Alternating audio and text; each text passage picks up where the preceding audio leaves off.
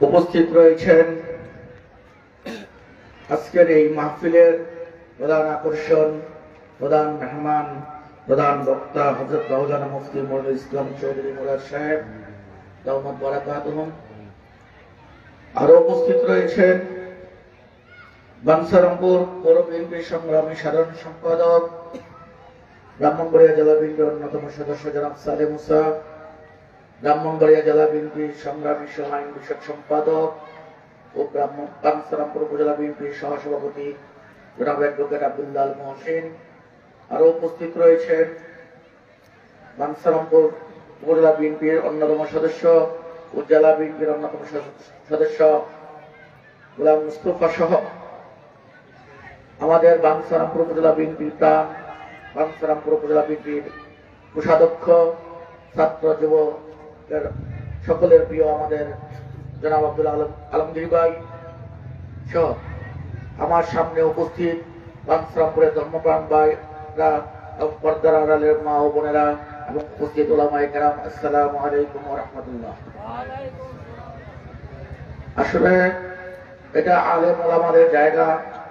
আমরা যারা রাজনীতি করি আমাদেরকে আসতে হয়, হুজুরদের অনুমতি নিয়ে দু একটি কথা বলতে হয়। আজকের এই যে ইসলামী সম্মেলন বা সুন্নি মহাসম্মেলন, আমরা সুন্নি শব্দের অর্থ কি বুঝি সেটা আগে আমাদেরকে বুঝতে হবে।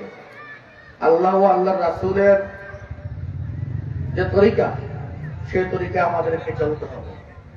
আল্লাহর বিধান, আল্লাহ আমাদের জন্য যে তার যে বিধান, তার যে সবচেয়ে বড় উপহার আল কোরআন রাসূল সাল্লাল্লাহু আলাইহি ওয়াসাল্লামের উপর যে অবতীর্ণ করেছেন, সেই কোরআন আল্লাহ আমাদেরকে দুনিয়াতে পথ প্রদর্শক হিসেবে দিয়েছেন। কোরআন হলো একটা সংবিধান, এই সংবিধান চলার জন্য দিয়েছেন। সাথে সাথে রাসূল সাল্লাল্লাহু আলাইহি ওয়াসাল্লামকে প্রেরণ করেছেন আমাদের রহমত স্বরূপ। রাসূল সাল্লাল্লাহু আলাইহি ওয়াসাল্লাম যে সকল সুন্নত আমাদেরকে পালন করার জন্য বলেছেন, আমরা মুখে মুখে শুধু রাসূলের সুন্নত মানি, কিন্তু বাস্তবে না। আমরা রাসূলের সুন্নত মানতে হলে আগে আমাদের জীবনের চলাফেরায় সবকিছুতে রাসূলের সুন্নত অপরিহার্য। আমরা নিজেরা আগে রাসূলের সুন্নত পালন করব, তারপর অন্যদেরকে বলবো। আমি চাই এই বাঞ্ছারামপুরে সকলেই চাই, আমরা যারা ধর্মপ্রাণ মুসলমান, আমরা রাসূলের সুন্নত মানতে চেষ্টা করি। এই সমাজে কিছু কথা রয়েছে, সুন্নি সহ যারা আমি জানি এই সুন্নি হলো আহলে সুন্নাত ওয়াল জামাত, যদি আমি ভুল না করে থাকি। আহলে সুন্নাত ওয়াল জামাতের বৈশিষ্ট্য কি? রাসূল সাল্লাল্লাহু আলাইহি ওয়াসাল্লামের আদর্শকে ধারণ করা, রাসূল সাল্লাল্লাহু আলাইহি ওয়াসাল্লামের আদর্শকে লালন করা, রাসূল সাল্লাল্লাহু আলাইহি ওয়াসাল্লামের আদর্শকে পালন করা। আমরা সকলেই রাসূল সাল্লাল্লাহু আলাইহি ওয়াসাল্লামকে ভালোবাসি, রাসূল সাল্লাল্লাহু আলাইহি ওয়াসাল্লামের আদর্শকে ধারণ করে এবং লালন করি, কিন্তু নিজ জীবনে প্রয়োগের ক্ষেত্রে আমরা সেটা করি না। এই জন্য আমি বললাম, রাসূল সাল্লাল্লাহু আলাইহি ওয়াসাল্লামের সুন্নতকে আমাদের আঁকড়ে ধরে থাকতে হবে, আল্লাহ ও আল্লাহ রাসূলের বিধানকে মানতে হবে, এবং আল্লাহ রাসূল যে আখেরি নবী এবং শেষ নবী, এই কথাটা আমাদেরকে বিশ্বাস করতে হবে। যারা রাসূল সাল্লাল্লাহু আলাইহি ওয়াসাল্লাম যে আখেরি নবী, তারা এটা বিশ্বাস করে না, তারা মুসলমান কিনা আমি জানি না, হুজুর বলতে পারবেন। কারণ খতমে নবুয়ত এটা আহলে সুন্নাত ওয়াল জামাতের আকীদা। কারণ আমাদের এই সমাজে ইদানিং কিছু লোক বের হয়েছে, আগেও ছিল, তারা খতমে নবুয়তে বিশ্বাস করে না, তারা মওদুদিবাদে বিশ্বাস করে। আমাদেরকে তাদের থেকে সাবধান থাকতে হবে। আর মওদুদিবাদীরা প্রকৃত ইসলাম নয়, তারা প্রকৃত রাসূলের অনুসারী নয়, তারা রাসূলের সুন্নতকে মানে না, রাসূলের যে শেষ নবী তারা সেটা স্বীকার করে না, তারা মওদুদিবাদ, তারা আলাদা ইসলাম প্রচার করার চেষ্টা করে। আজকে রাসূল সাল্লাল্লাহু আলাইহি ওয়াসাল্লাম কি বলেছেন? আমাদের দুনিয়াতে রেখে গিয়েছেন আমাদের জন্য কিছু আদর্শ, কিছু অনুসরণ করার জন্য কিছু নিয়ম। রাসূল সাল্লাল্লাহু আলাইহি ওয়াসাল্লাম সমকামিতা বিশ্বাস করতেন না, সমকামিতা হলো হারাম। রাসূল সাল্লাল্লাহু আলাইহি ওয়াসাল্লাম ট্রান্সজেন্ডারে বিশ্বাস করতেন, ট্রান্সজেন্ডার হারাম। এই হারাম কাজগুলোকে যারা সমর্থন করে, আমি তাদেরকে ব্যক্তিহীন ভাষায় বলে দিতে চাই, এই বাঞ্ছারামপুরে হারাম কাজের যারা বিশ্বাস করে তাদেরকে বাঞ্ছারামপুরে মাটিতে প্রতিষ্ঠিত হতে দেওয়া যাবে না। আসুন, যারা ট্রান্সজেন্ডার, সমকামিতা এবং রাসূল সাল্লাল্লাহু আলাইহি ওয়াসাল্লাম যে আখেরি নবী এই কথা যারা বিশ্বাস করে না তাদেরকে আমরা সামাজিকভাবে বয়কট করি।